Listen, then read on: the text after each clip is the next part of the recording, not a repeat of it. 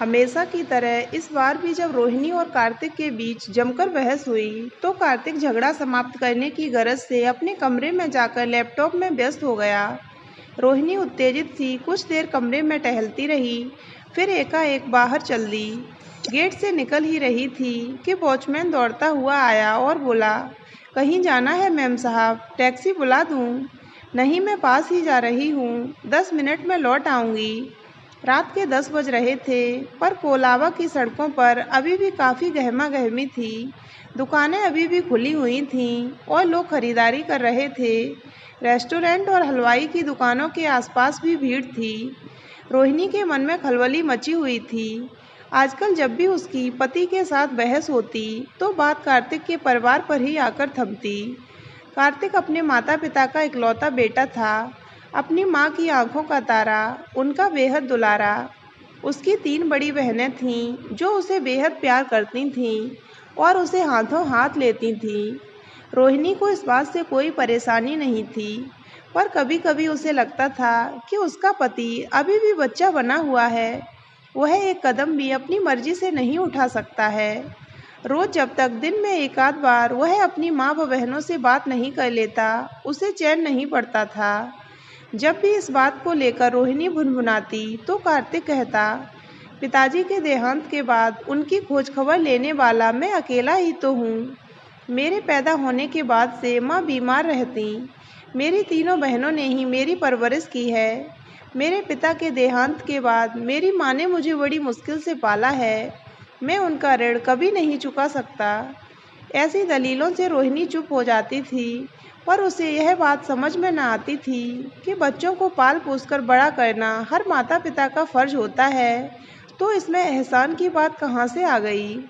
पर वह जानती थी कि कार्तिक से बहस करना बेकार है। वैसे उसे अपने पति से और कोई शिकायत नहीं थी। वह उससे बेहद प्यार करता था। वह एक भला इंसान था और उसके प्रति संवेदनशील था। उसे कोफ्त केवल इस बात से होती कि उसे अपने पति का प्यार उसके घर वालों से साझा करना पड़ता है। जब उसकी शादी हुई तो कार्तिक ने उससे कहा था, जाने मन तुम्हें पूरा अधिकार है कि तुम अपना घर जैसे चाहो सजाओ, जिस तरह चाहे चलाओ। मैंने अपने को भी तुम्हारे हवाले किया। मेरी तुमसे केवल एक ही गुजारिश है कि चूँकि मैं अपने परिवार से बेहद जुड़ा हुआ हूँ, इसलिए चाहता हूँ कि तुम भी उनसे मेलजोल रखो, उनका आदर सम्मान करो। मैं अपनी माँ की आंखों में आंसू नहीं देख सकता और अपनी बहनों को भी किसी भी कीमत पर दुख नहीं पहुँचाना चाहता।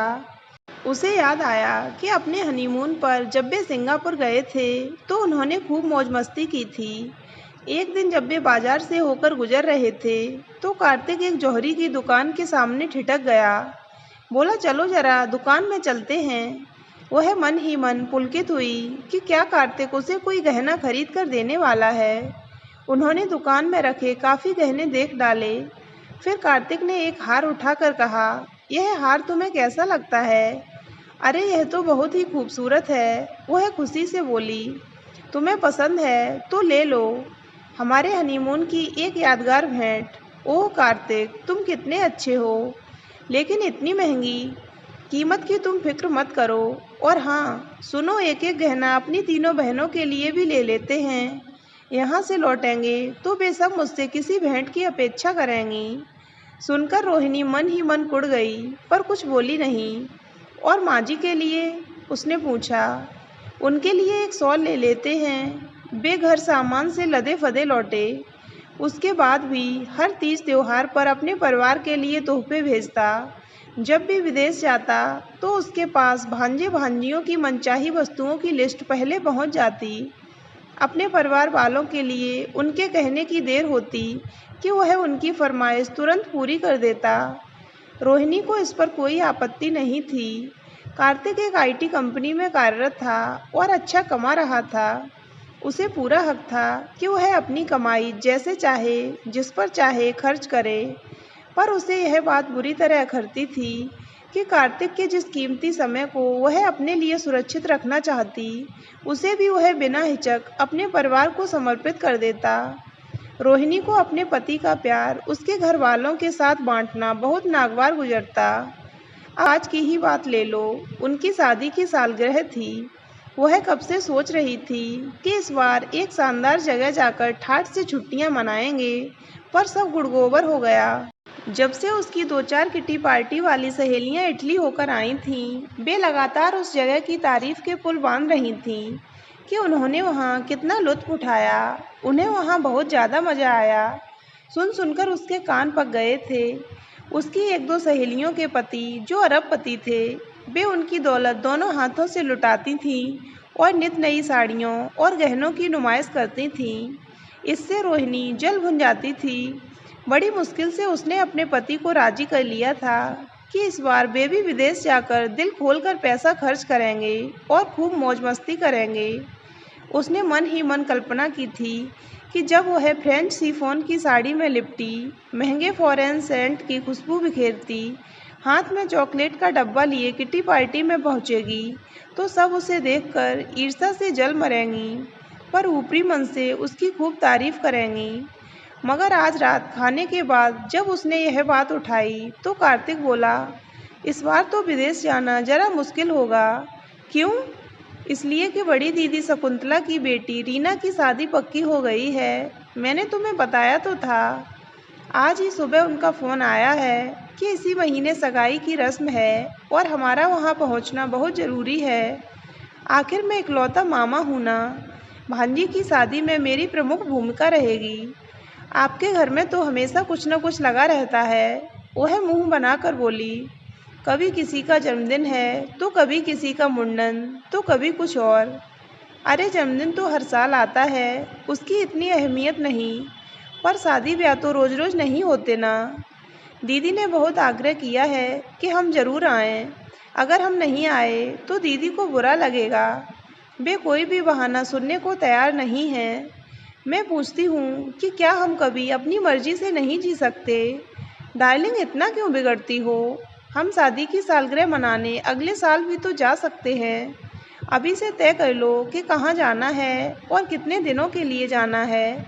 मैं सारी प्लानिंग तुम्ही पर छोड़ता हूँ। जी हाँ, बड़ी मेहरबानी आपकी। हम सारा प्लान बना लेंगे और फिर आपके घर वालों का एक फ़ोन आएगा और सब कुछ कैंसिल। यह हमेशा थोड़े ही होता है। यह हमेशा होता है, हर बार होता है। हमारी अपनी कोई ज़िंदगी ही नहीं है। तुम बेकार में नाराज़ हो रही हो। क्या मैंने कभी तुम्हें किसी चीज़ से वंचित रखा है?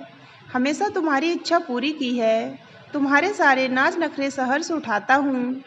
इसमें कौन सी बड़ी बात है? यह तो हर पति करता है, बशर्ते वह अपनी पत्नी से प्यार करता हो। तो तुम्हारा ख्याल है कि मैं तुम्हें प्यार नहीं करता? कार्तिक रोहिणी की आंखों में झांक कर मुस्कुराया। लगता तो ऐसा ही है। रोहिणी, यह तुम जाती कर रही हो। जानती हो मेरा तुम्हारे प्रति प्रेम देखकर मेरे यार दोस्त मुझे बीवी का गुलाम कहकर चिढ़ाते हैं। अच्छा, वे ऐसा क्यों कहते हैं भला? जब मेरी हर बात काटी जाती है, मेरा हर प्रस्ताव ठुकराया जाता है। हाँ, अगर कोई तुम्हें माँ के पल्लू से बंधा लल्लू या बहनों का पिछलग्गू कहे तो मैं मान सकती हूँ। यह सुनकर कार्तिक खिलखिलाकर हंस पड़ा। तुम्हारा भी जवाब नहीं। कार्तिक ने टीवी ऑन कर ली। रोहिणी थोड़ी देर बड़बड़ाती रही। वह इस मसले को कल पर नहीं छोड़ना चाहती थी, अभी कोई फैसला कर लेना चाहती थी। अतः बोली, तो क्या तय किया तुमने? किस बारे में? यह लो, घंटे भर से मैं क्या बकबक किए जा रही हूँ। हम इस टूर पर जा रहे हैं या नहीं? कह तो दिया भाई कि इस बार ज़रा मुश्किल है। तुम तो जानती हो कि मुझे साल में सिर्फ 2 हफ्ते की छुट्टी मिलती है। शादी में जाना ज़रूरी है, पर अगले साल इटली अवश्य चलेंगे।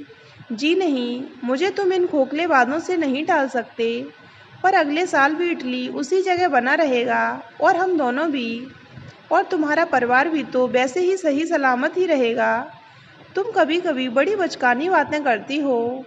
हाँ, मैं तो हूँ ही बेवकूफ़, सिरफिरी, अदूरदर्शी। सारी बुराइयाँ मुझ में कूट कूट कर भरी हैं। तुमसे इस विषय में बात करना बेकार है। अभी तुम्हारा दिमाग जरा गर्म है। कल सुबह ठंडे दिमाग से इस बारे में बात करेंगे। मैं जरा दफ्तर का ज़रूरी काम निपटा कर आता हूँ, कहकर कार्तिक अपने ऑफिस रूम में चला गया।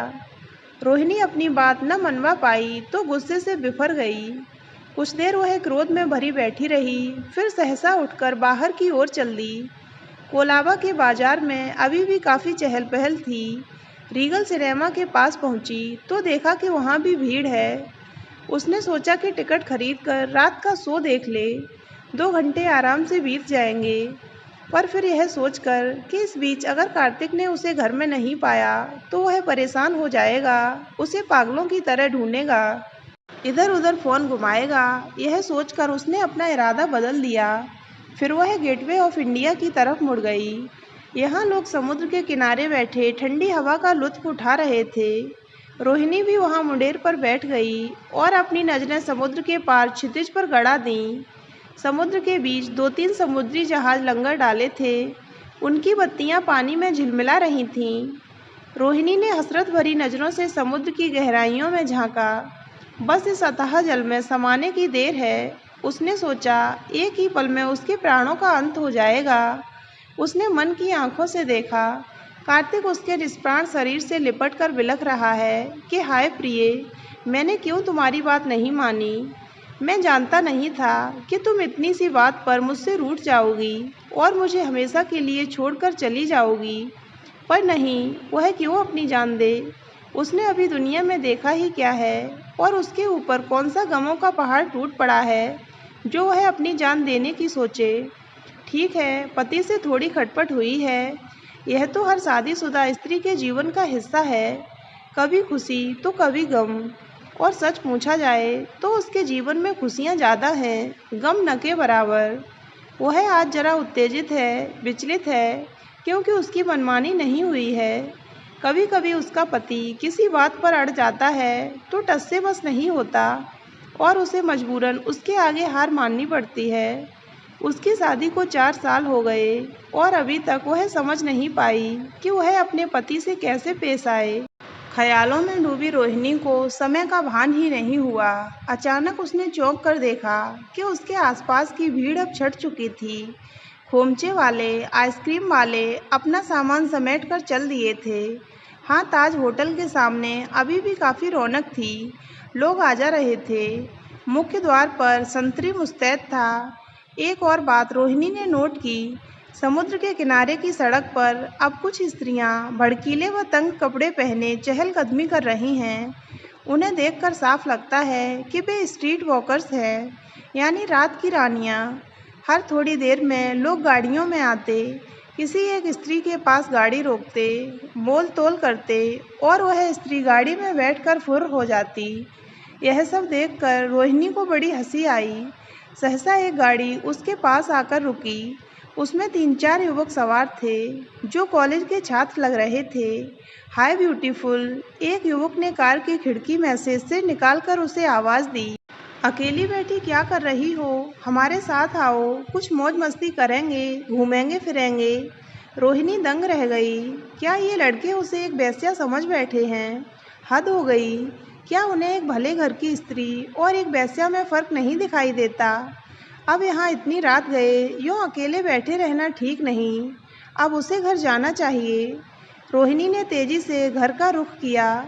कार उसके पास से सर्र से निकल गई, पर कुछ ही देर बाद वही कार लौटकर फिर उसके पास आकर रुकी। आओ न डियर, होटल में बियर पियेंगे। तुम्हें चाइनीज खाना पसंद है, हम तुम्हें नॉनकिंग रेस्टोरेंट में खाना खिलाएंगे, उसके बाद डांस करेंगे, हम तुम्हारा भरपूर मनोरंजन करेंगे। एक लड़के ने खिड़की से निकाल कर कहा। आपको गलतफहमी हुई है, वह संयत स्वर में बोली। मैं एक हाउसवाइफ हूँ, अपने घर जा रही हूँ। तो चलो ना, हम आपको आपके घर छोड़ देते हैं। आप कहाँ रहती हैं। वे लड़के कार धीरे धीरे चलाते हुए उसका पीछा करते रहे और लगातार उससे बातें करते रहे। जाहिर था कि वे कंगाल थे। वे बिना पैसा खर्च किए उसकी सोहबत का आनंद उठाना चाहते थे। रोहिणी अपनी राह चलती रही। सहसा गाड़ी उसके पास आकर झटके से रुकी। एक लड़का गाड़ी से उतरा और उसके पास आकर बोला, आखिर इतनी जिद क्यों कर रही हो स्वीटी, हम तुम्हें सुपर टाइम देंगे, आई प्रॉमिस। चलो गाड़ी में बैठो। और वह रोहिणी से हाथापाई करने लगा। मुझे हाथ मत लगाना, नहीं तो मैं शोर मचाकर पुलिस बुला लूँगी, उसने कड़क आवाज़ में कहा। अचानक एक और कार उसके पास आकर रुकी। उसका हॉर्न जोर से बज उठा। रोहिणी ने चौंक कर देखा तो कार्तिक अपनी कार में बैठा उसे आवाज़ें लगा रहा था। रोहिणी जल्दी आओ, गाड़ी में बैठो। रोहिणी अपना हाथ छोड़ा दौड़कर गाड़ी में बैठ गई। इतनी रात को यह तुम्हें क्या सूझी? कार्तिक ने उसे लताड़ा। यह क्या घर से अकेले बाहर निकलने का समय है? रोहिणी तुम्हें कब अक्ल आएगी? देखा नहीं कैसे कैसे गुंडे मवाली रात को सड़कों पर शिकार की तलाश में घूमते रहते हैं। मेरी नज़र तुम पर पड़ गई, वरना जानती हो क्या हो जाता। मेरी नज़र तुम पर पड़ गई, वरना जानती हो क्या हो जाता। क्या हो जाता? अरे वे लोफर तुम्हें गाड़ी में बैठा कर अगवा कर ले जाते। अगवा करना क्या इतना आसान है? हर समय पुलिस की गाड़ी गश्त लगाती रहती है। हाँ, लेकिन पुलिस के आने से पहले ही अगर वे गुंडे तुम्हें ले उठते तो तुम समझ सकती हो फिर वे तुम्हारा क्या हश्र करते। तुम्हें रेप करके अधमरी हालत में कहीं झाड़ियों में फेंक कर चलते बनते। रोहिणी, तुम रोज अखबार में इस तरह की घटनाओं के बारे में पढ़ती हो, टीवी पर भी देखती हो, फिर भी तुमने ऐसा खतरा मोल लिया। तुम्हारी अक्ल क्या घास चरने चली गई थी? ये सब वे कैसे कर पाते? रोहिणी ने प्रतिवाद किया। मैं जोर से चिल्लाती तो भीड़ इकट्ठी हो जाती, पुलिस पहुंच जाती। ये सब कहने की बातें हैं। इस सुनसान सड़क पर तुम्हारे शोर मचाने से पहले ही बहुत कुछ घट जाता। वे तुम्हें मिनटों में गायब कर देते और फिर तुम्हारा अता पता भी नहीं मिलता। मत भूलो कि वे 4 थे और तुम अकेली। तुम उनसे मुकाबला कैसे कर पाती? इस तरह की हठधर्मिता की वजह से ही आए दिन औरतों के साथ हादसे होते रहते हैं। इतनी रात को अकेले घर से निकलना, अनजान लोगों से लिफ्ट लेना, गैरों के साथ टैक्सी शेयर करना, ये सब सरासर नादानी है रोहिणी। रोहिणी ने चुप्पी साध ली। घर पहुंचकर कार्तिक ने उसे अपनी बाहों में समेट लिया। डार्लिंग, एक वादा करो कि अब से जब भी तुम मुझसे खफा होगी तो बेशक मुझे जो चाहे कह लेना, पर इस तरह का पागलपन नहीं करोगी। कह उसने इटली जाने के लिए होटल की बुकिंग और प्लेन की टिकट रोहिणी को थमा दिए। यह क्या? तुम तो कह रहे थे कि इस साल जाना नहीं हो सकता। हाँ, कहा तो था, पर मैं अपनी प्रिय का कहना कैसे टाल सकता हूँ? प्रोग्राम कैंसिल कर दो। क्यों? अरे भाई, शकुंतला दीदी की बेटी की शादी जो हो रही है, हमें वहाँ जाना पड़ेगा ना। दीदी से शादी में ना आने का कोई बहाना बना दूंगा। जी हाँ, और फिर सबसे डांट सुनोगे। तुम तो आसानी से छूट जाओगे, पर सब मुझे ही परेशान करेंगे कि रोहिणी अपने ससुराल वालों से अलग थलग रहती है और अपने पति को भी अपने चंगुल में फंसा कर रखा है। उसे अपने परिवार से दूर कर देना चाहती है। हद हो गई रोहिणी, चित भी तुम्हारी और पट भी तुम्हारी। तुमसे मैं कभी पार नहीं पा सकता। सो तो है, रोहिणी ने विजयी भाव से कहा। तो दोस्तों, अगर आपको ये कहानी अच्छी लगी हो तो वीडियो को लाइक करें और ऐसी ही अन्य कहानियाँ सुनने के लिए हमारे चैनल को सब्सक्राइब अवश्य करें।